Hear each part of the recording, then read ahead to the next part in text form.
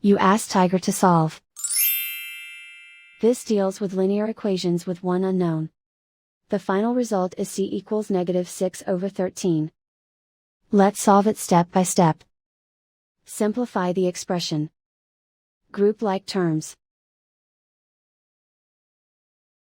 Simplify the arithmetic. Group all c terms on the left side of the equation.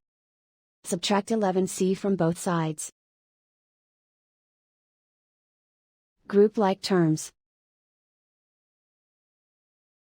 Simplify the arithmetic.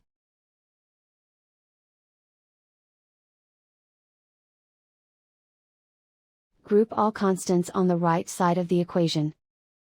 Add 6 to both sides. Simplify the arithmetic.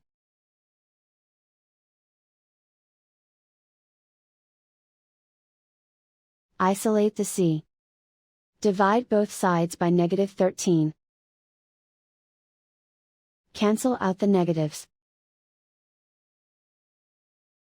Simplify the fraction.